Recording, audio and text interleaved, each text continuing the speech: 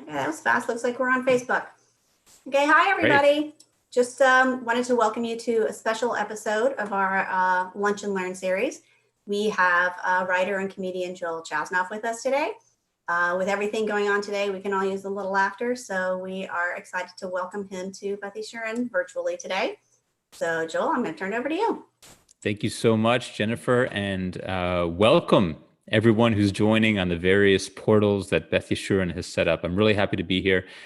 Many of you, there's a chance I have met before. I have performed live at Beth Yeshurun a few times in the past for a men's club event, and then also, I think it was a Friday night Shabbat comedy night after dinner. I was the comedy act. And I've always had a great time, and I'm friends with Brian Strauss as well. So happy to rejoin all of you again. And I have many family at Beth Yeshurun. I won't go through names right now, but my father is originally from Bay City, Texas, and he moved up north to Chicago for medical school, and we were raised there. But a lot of our family is still in the Bel Air and Beth Yeshurun area. So this is sort of a homecoming for me. I'll tell you a little bit about myself, and then we'll get into the program. As I said, I have Texas roots, but I'm originally from Chicago. Grew up going to Jewish day school, conservative Jewish day school, Solomon Schechter, public high school, and then college in Philadelphia. After college, I moved to Israel and served in the Israeli army as a volunteer. And I wrote a book about that called The 188th Crybaby Brigade, which is my comedic memoir about my year in the IDF. After my army service, I moved back to the U.S.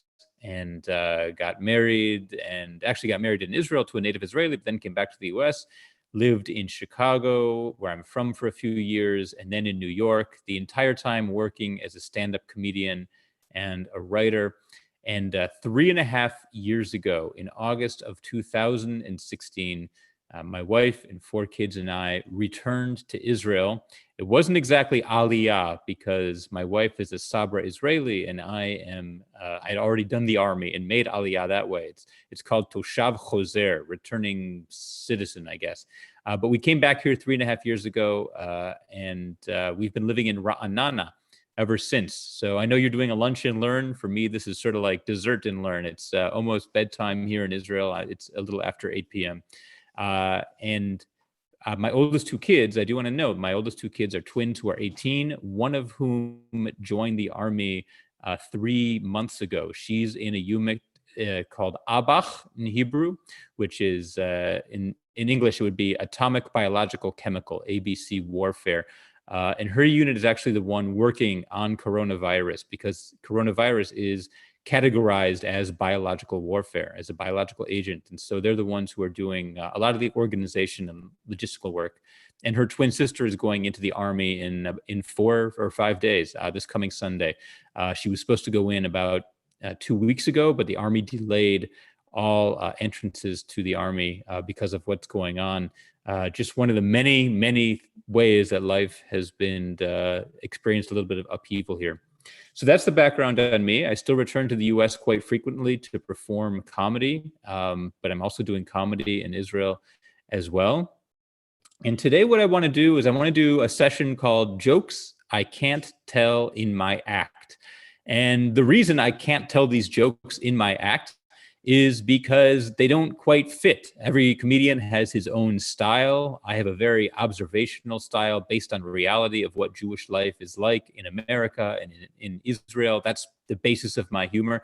But of course, when you're a comedian, after every show, somebody comes up to you and says, here's a great joke, you can use it in your act. And many of these jokes are funny, but I can't use it in my act because it doesn't quite fit. But what I do is I keep track of all of these jokes. I write them down. I'm sort of a joke collector. I love them. And this is what I'm going to do now. I'm going to tell some of my favorite jokes that people have come up to me and told me after my shows. Before I dive in, I do want to say that I would love to make this interactive a little bit. So as we go along, if you have a question, you can post that on the Facebook page. If you have a joke that you yourself want to tell, or if you have a comment on one of the jokes that I'm telling, maybe you thought it's inappropriate or offensive, or that you particularly liked it, I'd love to hear that as well. One of the hardest things for a comedian to do is to suddenly do his work with no audience feedback. One of the big attractions to me of stand-up comedy is that I always know exactly how I'm doing. If I'm doing great, I know it. If I'm not doing great, I also know that too, and I can change plans and call an audible. Over Zoom, you lose that tool to know what the audience is thinking. So I would love to hear any just any insight or feedback or questions you have as we go along. Judaism really values humor. It's not just that we have a lot of Jewish jokes. I believe that humor is essential to who we are, and the best Jewish jokes actually say something about who we are as a people and the way we think and the Jewish experience. And the whole coronavirus situation has made me think of certain jokes that are actually appropriate to what's going on. I think I'll begin with one of my favorite jokes about Jewish optimism that really applies to, what we're experiencing now. Some of you might know this joke, but I hope you'll find it appropriate the way I do. This is the story about the end of the world is coming because a big flood is about to wipe out the earth. The weathermen all come on TV and they say that a big flood is coming. In 3 days, the entire earth will be covered with water and humanity will come to an end. And so hearing this news, the Pope gets on television and he says, "My fellow human beings, the flood is coming. We have 3 days to convert to Christianity and accept Jesus as our savior." And the head imam, the head of Islam, comes on television and says, "My friends, fellow humanity, the flood is coming. We have 3 days to accept Allah as the Almighty Lord." And the chief rabbi of Israel gets on television and says, "My friends, the flood is coming. We have 3 days to learn how to live underwater."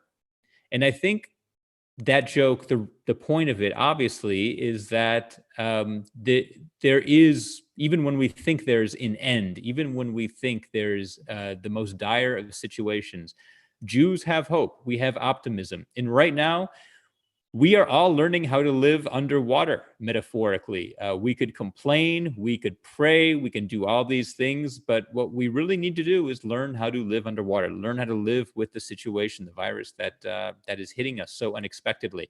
And that joke sort of carries that message.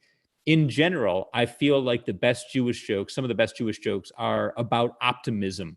And here's another joke that's really about optimism. This is about, of course, it's about the three characters you can guess: the priest, the minister, and the rabbi. They're sitting around and they're talking about what they want people to say at their funeral. And the priest says, "At my funeral, I want people to say that I was a generous and kind human being." And the minister says, "At my funeral, I want people to say that I was always there to listen." And the rabbi says, "At my funeral, I want people to say, 'Look, he's moving.'" The idea, of course, is that even when he's in his casket, this rabbi still believes that there is hope and he is going to be alive. And that is another joke that I think is about optimism and the fact that for us Jews, we never do give up. And that's an essential quality to our humor. And it's why humor has played such a role in the Jewish experience. Just to cover a few other quick jokes about optimism. There's a well-known joke about at the end of World War II. This is called the refugee joke. At the end of World War II, all the people who survived the Holocaust, all the refugees are waiting to be settled. And this man comes to an office and he says to the refugee resettlement board, he says, "I want to move to Australia." And the woman behind the desk says, "We're inundated with refugees. We have no time to take requests. Come back in 1 year." And the man says, "Fine, morning or afternoon." The idea there that he is going to come back in that year and he wants to know exactly when to be back. He's not going to give up.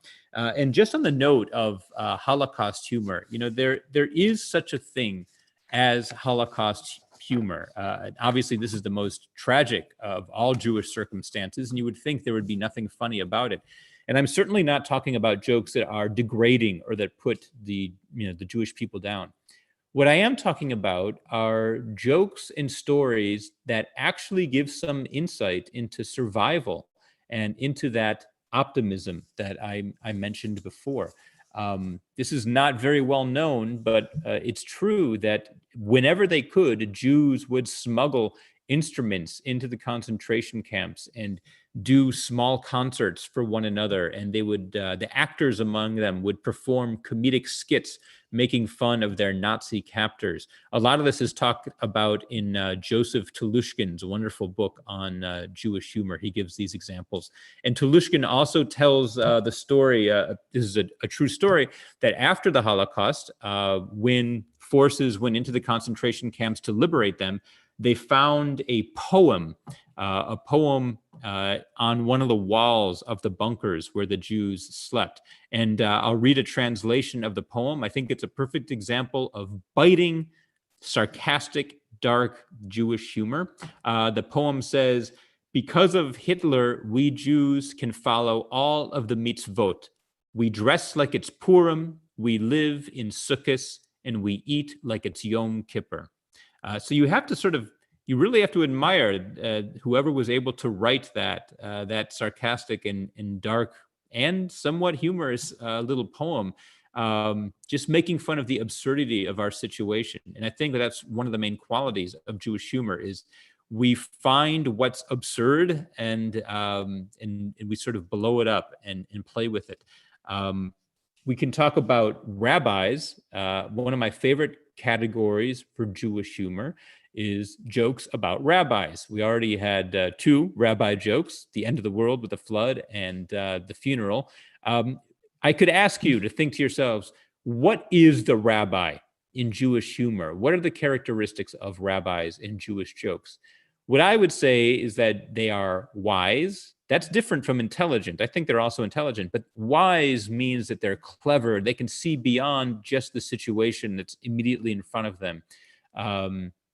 And they have insight into the world and a handle on a situation that others might not. So I'll give a couple examples of rabbi jokes. There's the story about the barber, and a priest comes into a barber shop to get his haircut. And after the haircut, it looks wonderful. So he reaches for his wallet to pay, but the barber says, no, you're a man of God. It's on the house. It's free. So the priest thanks him, and that afternoon he comes back with a crucifix as a gift for the barber. Well, the next day, who comes in to get his haircut? A minister, and it looks wonderful. He reaches for his wallet to pay, but the barber says, no, you're a man of God. It's free on the house. So the minister thanks him, and that afternoon he comes back with a New Testament as a gift for the barber. Well, the next day, who comes in? Of course, the rabbi. He gets his haircut. It looks wonderful. Afterward, he reaches for his wallet to pay. The barber says, nope, you're a man of God. It's on the house. So the rabbi thanks him. And that afternoon, he comes back with another rabbi. And I personally, I do not find this joke offensive. I think that this is just about a rabbi who can see the situation as it is. And hey, if rabbis get free haircuts, why not bring a fellow rabbi to this barber? Now, some people have said to me, hey, I think this is an anti-Semitic joke. I think it's about Jews only wanting a good deal. They're only after money. I personally do not see it that way. However, someone once said to me, what if somebody not Jewish were telling the joke? Would that change whether or not you feel it's anti-Semitic? And I have to agree. I feel if somebody was telling this who was not Jewish, suddenly this joke wouldn't be a friendly poke at how wise the rabbi is. Suddenly this might be a joke about cheap Jews only wanting free haircuts. And this brings up, a big ingredient to humor is who is telling the joke. It very much matters the source. Jokes are not equal. It really depends who's telling it. And this whole idea of who's telling the joke, it reminds me of one of my favorite episodes of Seinfeld. This is from the anti-dentite episode. And I'm just going to play a quick clip where this is where the main confrontation between Jerry and the dentist happens. Just to remind you, if you don't know it, this is the hang on one second. I'm a little technologically struggling here. If you don't know what's going on in the story, this is a dentist who converted to Judaism just a few months ago. And already he's telling jokes about being Jewish. Quick question. Is it normal for your teeth to make noises like a hissing or a chirping? George. Fine, I'll make an appointment. All right, it is cavity time. Here we go. Which reminds me, did you hear the one about the rabbi and the farmer's daughter? Huh? Those aren't matzo balls. What? Tim, do you think you should be making jokes like that? Why not? I'm Jewish, remember? I know, but... Jerry, it's our sense of humor that sustained us as a people for 3,000 years. 5,000. 5,000, even better. Okay. Chrissy, give me a shtickle of fluorite. So that was the anti-dentite episode, and the whole idea there was that this dentist had converted to Judaism just 3 months ago, and already he's telling Jewish jokes. And like many episodes of Seinfeld, I think there's actually a deeper question here, which is, who has the right to make fun of whom? How long do you have to be Jewish before you can, start telling Jewish jokes? I think that's one of my favorite episodes. And just as a little side note, if anyone here is a fan of the TV show Breaking Bad, the dentist was played by Bryan Cranston, who would later go on to play the lead role in Breaking Bad in a much, much different role. So those are some of my favorite rabbi jokes. This sort of does bring up the question also of why are there so many Jewish comedians in the first place, and why is humor such a part of the Jewish people? The traditional answer is laughter through tears, that because we've gone through so many hardships, we use humor as a way to cope. Woody Allen says that comedy is tragedy plus time, and that's certainly true. But I think there's another reason. I think the other reason is that we are a people who loves to ask questions. Jews are always asking questions, and that's who comedians are. Comedians are the people on the side of the room, not really blending in with the group. They're off to the side, taking notes, observing what's wrong with this situation. Why is this situation the way it is? They're asking questions. And we Jews have a great tradition of asking questions. In the Talmud, you'll see rabbis asking a question that's answered with another question. And this idea of answering questions with questions has become a part of Jewish humor itself. There are short jokes about this. There's the joke about the woman who turns to her husband in bed and says, "Morty, close the window. It's freezing cold outside." And he says, "No, and if I close the window, it'll be warm outside." That's a short version of the joke. And then there are longer versions of question jokes. There's the story about the man and the Jewish couple, man and woman. They have a new baby. They just give birth to a baby boy. So of course they need to hire a mohel. They need to hire the guy who's going to perform the circumcision. So someone writes down the name of the mohel that they recommend. They write down the address on a piece of paper, and they give it to the new father. And the father walks through the neighborhood looking for this address, and he finds the address. But when he gets there, lo and behold, what does he see? He sees a store that appears to be selling wristwatches, because the storefront, the window, is just full of watches. So the guy assumes that he's just got the wrong address. So he walks back to his house and finds the people who gave him the recommendation. They said, no, this is the address of the mohel. I promise you, this is the mohel. Go back to the address. So the guy walks back to the store. Same thing. It's the same place. He didn't make a mistake. It's just a storefront filled with watches. He walks around the block looking for maybe a similar address, but comes back to the same place. It's got watches in the window. So finally he rings the bell, and this old Jewish man comes to the window, comes to the door, answers the door and says, "Hello." And the new father says, "Hi, I'm looking for the mohel, because I need him to perform a circumcision on my new baby son. Do you know where the mohel is?" And the man said, "Yes, the mohel. I am the mohel." And so the father says, "Well, great. I'm glad I found you, but please tell me, if you're the mohel, why do you have watches in the window?" And the mohel says, "What should I have in the window?" The idea there, if you didn't get it, is that he's not going to have foreskins in the window. So instead, he's going to have watches. Jokes are always less funny when you have to explain them. But over Zoom, you can't take it for granted that everyone understood the joke. So that is the idea there. But again, a question being answered with a question. And some of you may remember the advice columnist, Dear Abby, Abigail Van Buren. She was Jewish. And someone actually, this is a true story, someone actually wrote to her in the newspaper and said, Dear Abby, I know you're Jewish. I am not Jewish, but I have many friends who are Jewish. Maybe you can tell me, why is it that Jews always answer questions with questions? And Abby wrote back in the newspaper, how should we answer? So this idea of Jews asking questions, it's a well-known phenomenon. And one of the first places it appears is actually in the Torah, related to the story of Passover, which is very appropriate to where we are now. As some of you may know the story, as the Jews are coming out of Egypt, it's not pleasant. You know, they got their freedom. They crossed the Red Sea, but then it gets rough. It's hot. There's not a lot of water. They're tired.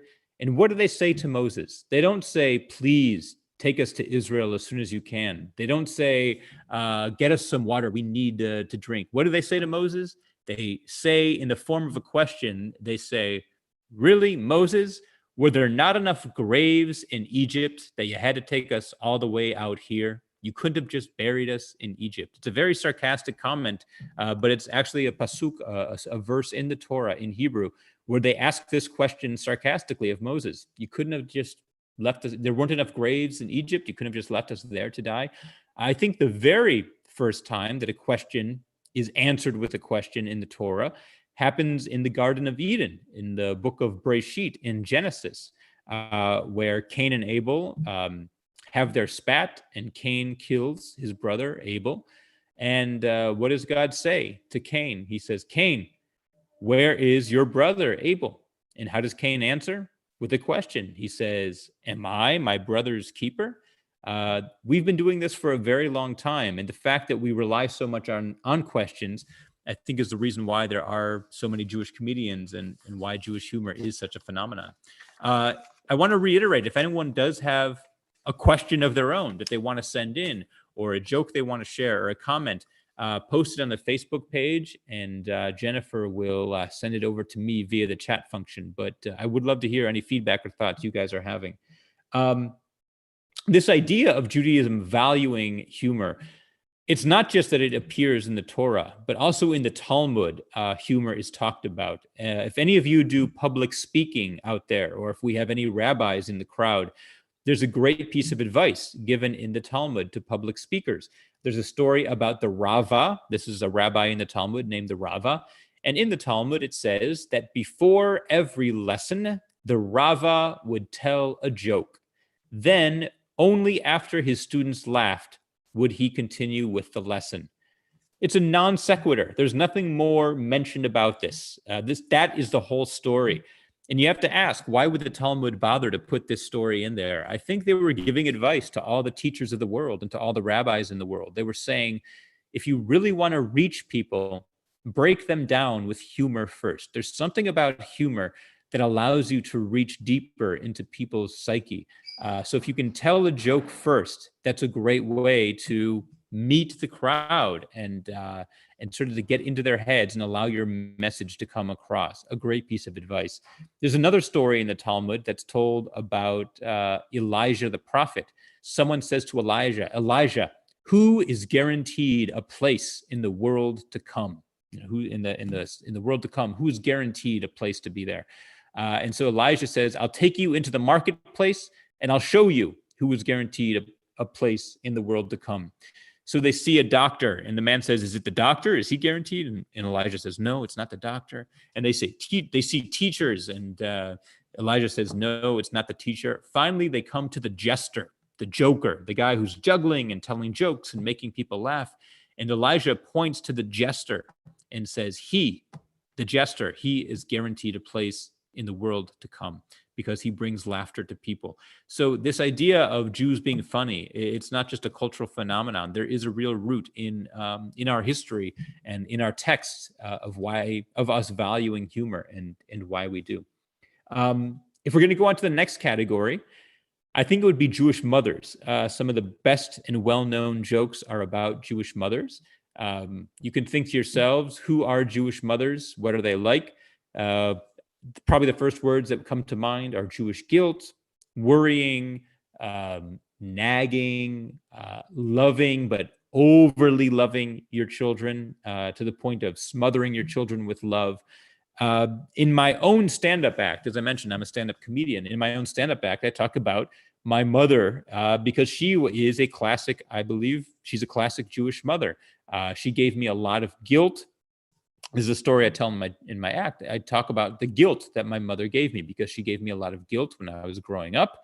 I say that she had a bumper sticker on her car that said, if my son worked just a little bit harder, I too would have an honor roll student at Evanston High School, which is only partly untrue. She did give me a lot of guilt. She didn't have the actual bumper sticker, but her guilt is the reason that I always try to do very hard in school because I couldn't bear the idea of feeling guilty if I hadn't. I also talk about my mother's worrying. I really believe that all mothers worry. Any parent who loves their children worries. That's natural.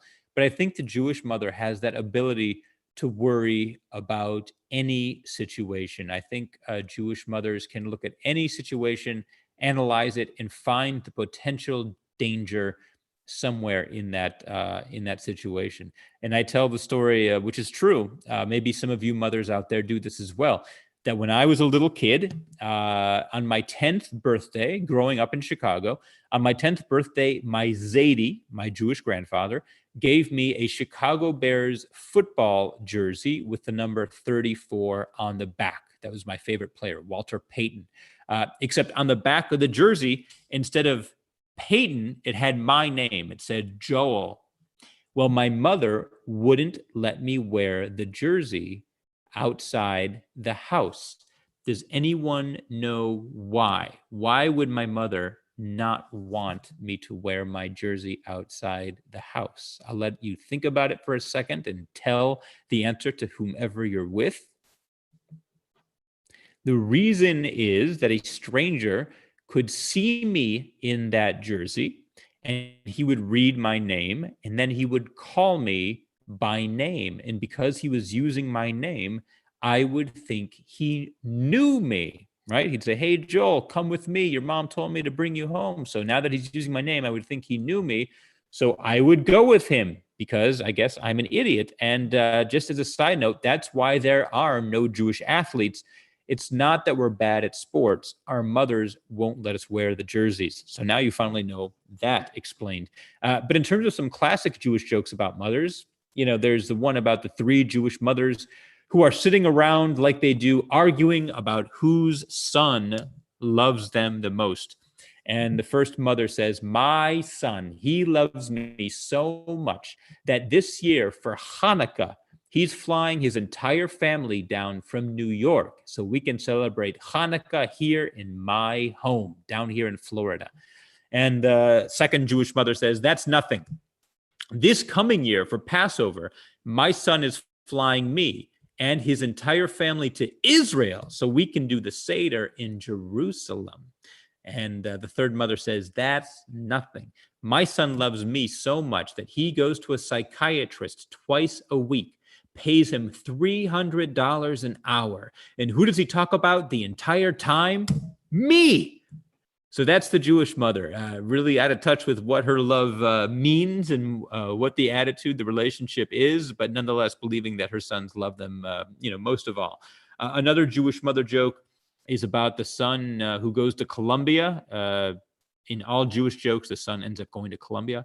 So here, the son goes to Columbia, and his senior year, he calls up his mom and he says, hey, Mom, I just got some great news. I met a young woman, and we've been going out for a while. We decided to get engaged. She's now my fiance. We're getting married. And the mother says, you know what? Bring 3 women over to the house. I bet I can tell you which one you're marrying.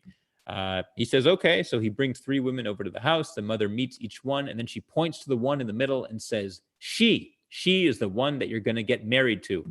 And the son says, Mom, you're right. How did you know? And she says, because she's the one I don't like. It's a strange premise. I mean, I've never been able to figure out why a son would bring, would answer that challenge. Why would you bring 3 women to the house? So your mother could pick for the sake of the joke, though you need that. But the bottom line is, that's what the Jewish mother is. No one is good enough for her son, and the one that she doesn't like the most, that obviously must be the one that that her son is going to marry. So those are some Jewish mother jokes. We can transition off of that into jokes about contemporary issues. Some of the greatest Jewish jokes have been about topics that Jews are actually facing in their current lives, in their current situations. One of them is assimilation. These days, if you go to any Jewish Federation event, they're going to talk about assimilation. They're going to say that 51% of Jews marry people who aren't Jewish. We're becoming assimilated. But back in the 1940s, assimilation meant something else. Right after World War II and the early 50s, at that time, Jews were only marrying maybe 3 or 4% of the time were they marrying someone who wasn't Jewish. We almost always married other Jewish people. That's the community we were in. Assimilation, though, did exist. Back then, assimilation meant trying to fit in as somebody who wasn't Jewish, trying to fit in as part of the normal population when everybody knew you actually were Jewish. So an example of a joke about that is the joke about the Jewish man who wants to join a restricted country club. Of course, the country club doesn't allow in Jews, so he makes up a whole biography to try to pretend that he's not Jewish. He goes in for his interview, and the president of the country club says, so first of all, tell me your name. And the Jewish man says, my name is Robert McCormick III. Very non-Jewish sounding name, right? And the president says, so tell me about your work. What's your occupation? And the Jewish man says, I own real estate in New Hampshire. And the president says, well, this sounds great. Tell me about your hobbies. And the guy says, croquet, horseback riding, polo, golf. And the man says, well, you sound like a perfect candidate for our club. There's just one more question I need to ask. What religion are you? And the man says, religion? Why, of course, I'm a goy. The idea there being that no matter how much you try to be part of larger America, larger society, you can't hide the fact that you really are Jewish. And at the end of the day, you're still going to see yourself compared to everyone else as Jewish, even if it means you categorize yourself falsely as a quote-unquote goy. Jokes about current events, meaning right now, the year 2020, that are affecting Jews. A lot of those jokes have to do with the idea of Jews being less connected to Judaism than they were before. There's the story of the man who comes to his rabbi and says, Rabbi, I want you to make me a Kohen. And the rabbi says, well, I'm sorry, but that's not something I can actually do. I can't just make you a Kohen. And the man says, no, please, Rabbi, you don't understand how much this means to me. I really want you to make me a Kohen. And the rabbi says, yeah, but you don't understand. I don't have the power to do that. And the man says, I will write you a check for $100,000 to your discretionary fund if you can make me a Kohen, allow me to be a Kohen. So the rabbi says, oh, $100,000. Let me see what I can do. So the rabbi pulls a book off the shelf and flips through it and says, you know what? It turns out I can make you a Kohen.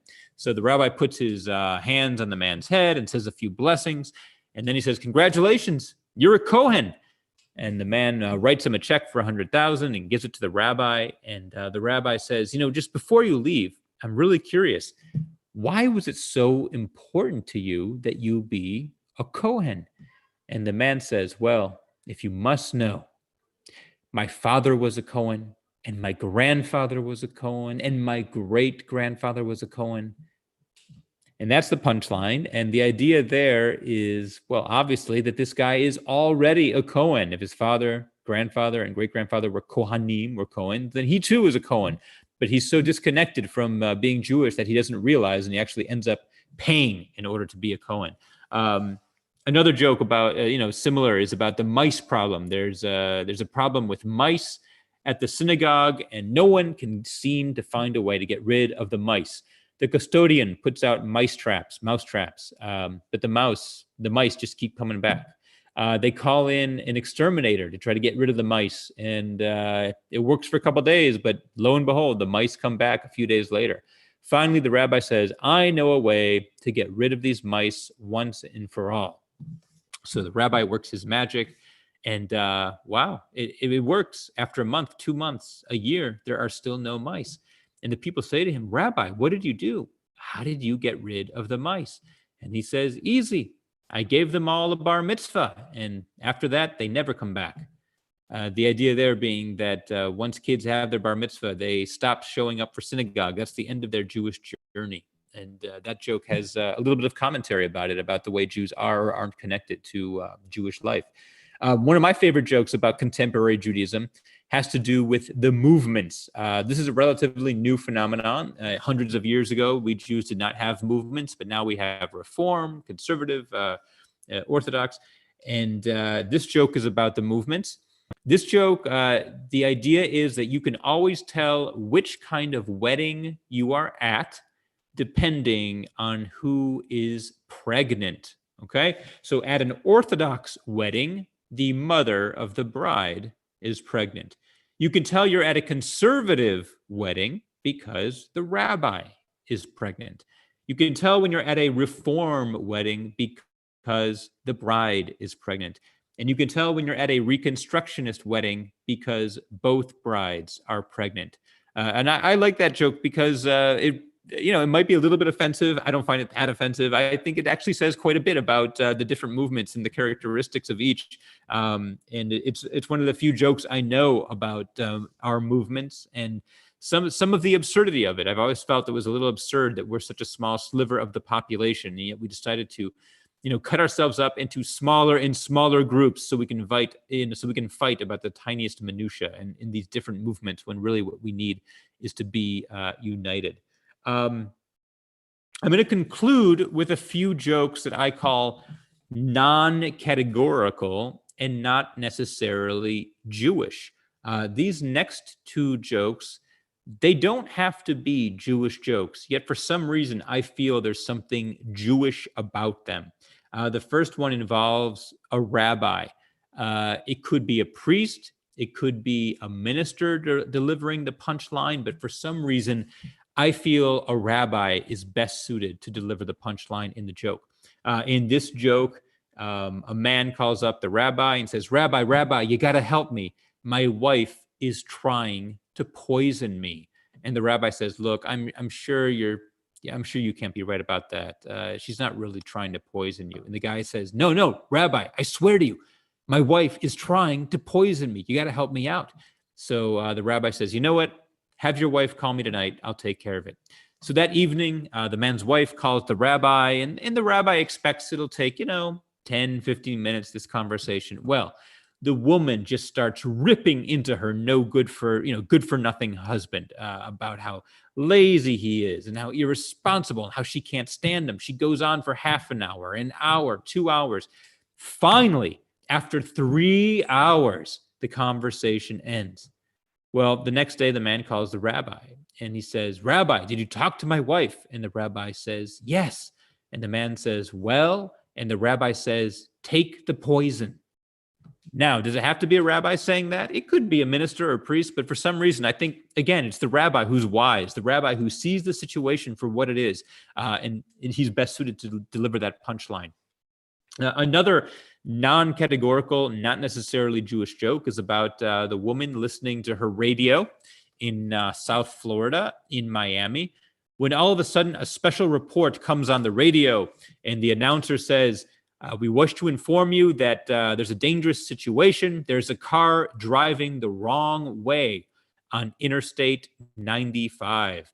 And so the woman immediately picks up her phone and calls her elderly father on his cell phone. And she says, Dad, you got to be careful.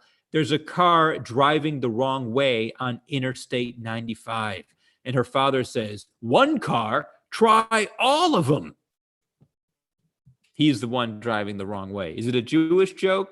I feel like this is funnier when it's a Jewish guy behind the wheel of that car driving the wrong way on I-95. It could be any old man or woman, but something about the Jewish Zadie in the wheel of the car makes it, for me, a little bit funnier. Before I conclude, I want to show a little bit about how Israelis are dealing with the coronavirus through humor. In general, Israelis, I find, have a very biting sense of humor, a very dark sense of humor, a great sense of humor, but they're able to laugh at tragedies sooner than we are, I think, in the US. I think it comes from living so close to enemies, from experiencing terrorist attacks, from having everyone go to the army and being in combat situations. You need humor to help yourself to get through these situations. And coronavirus is no different. So there's been a lot of corona humor here. A lot of it is shared via WhatsApp. I don't know if you use WhatsApp. A lot of Americans don't. WhatsApp is a text messaging function that every Israeli has. Israeli kids, for the most part, have cell phones because they're so independent. So from second, third, fourth grade on, kids have cell phones, and their teachers send homework assignments through WhatsApp. So when a joke hits, it's just shared through WhatsApp, and it can literally go around the whole country in minutes because it is such a small country. The other advantage of Israel is that because it's such a small country, everyone experiences similar things. In Israel, school opens for every student on September 1st and ends on June 30th. The whole country experiences this together. Obviously, the holidays are the same for everyone, the Jewish holidays. And when there's a hit TV show, everyone watches that television show because they, by word of mouth, they all want to watch it. And so jokes can come out of these shared experiences. So I'm just going to show you some of the things that have been going around Israel. Okay, excuse me real quick while I pull up this PowerPoint.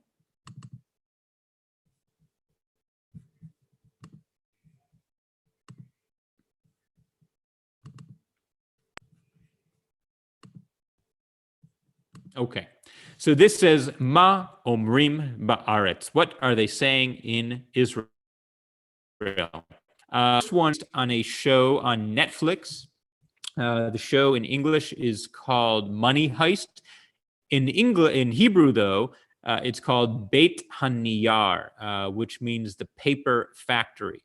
And it's about a bunch of bank robbers who break into the national mint in Spain, and they print their own money. And the big scene of the series is when the criminals walk out of the national mint carrying sacks of cash that they printed. Beit Haniyar, the paper factory.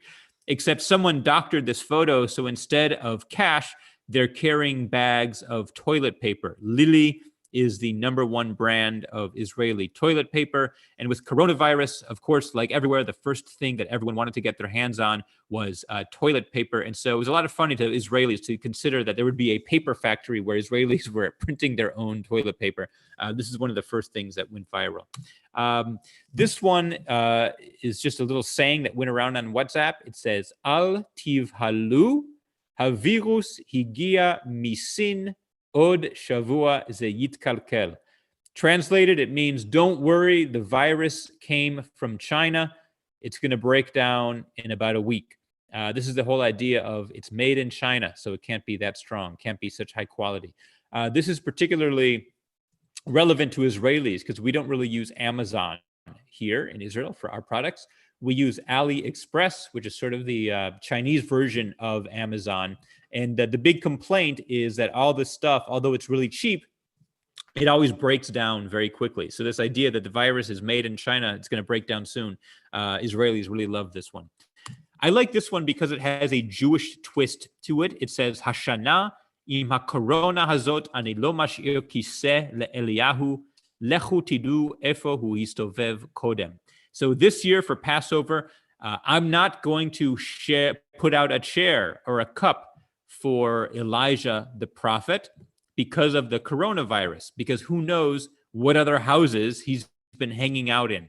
The idea that Elijah is going to bring corona into your Seder because he's been visiting and drinking from Seder cups all over Israel at everyone else's house. This one took me a while to understand. It says, Sheyivtalu et halimudim lo yikre klum im yefasfesu bet sefer. Translated, they should go ahead and just cancel classes. Nothing will happen to our kids if they just cancel school. Nothing to worry about. And I didn't understand it at first, but then I looked closely. Every word here is misspelled.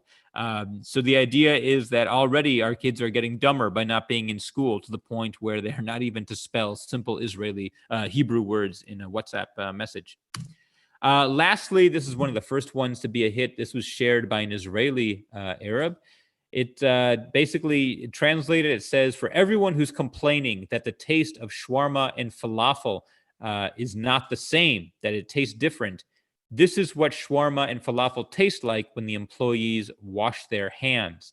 I don't know if anyone's ever had falafel or shawarma in Israel, but it's not the most sanitary place. The workers are cutting your sandwich, and then they're touching their hair and opening the cash register and handling the money and then touching your sandwich again. They don't wash their hands. They don't wear gloves.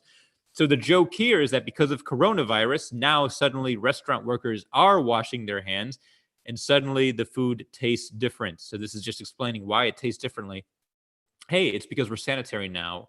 We're washing our hands. So I just want to conclude by saying that I think Israel has overall done a very good job of handling the virus. Right now, just to give you a little insight, we are not allowed out of our homes pretty much at all, unless there's an emergency situation, or if you need to go to the grocery store or to the pharmacy. But otherwise, no one is going out of their homes. You're allowed at maximum 100 meters from your house. And at this point, everyone is complying. There's also a new rule today that you have to wear a mask outside the house if you are going to a grocery store or to a pharmacy. So everywhere you look, I went out today to the grocery store and everyone was wearing masks. People line up outside the grocery store with about 6 feet between them, waiting their turn to be allowed in. And this is just so different from typical Israeli behavior. Israelis tend to be pushy and shove and a little argumentative, but I must say everyone is very quiet and going along with the rules. And I guess my question is this going to stick? Will Israeli behavior change permanently? Is this something that we might see as a permanent change, the behaviors we're adapting during coronavirus? That is the conclusion of my session. If anyone would like to chat or send in a final thought or a question, I'll stay on another minute right now if anyone has questions about either life in Israel right now, or the army experience my kids are going through, or comedy, or anything else. I'll just go ahead and stay here for another minute to see if anyone puts something on the Facebook page, which then Jennifer would send to me.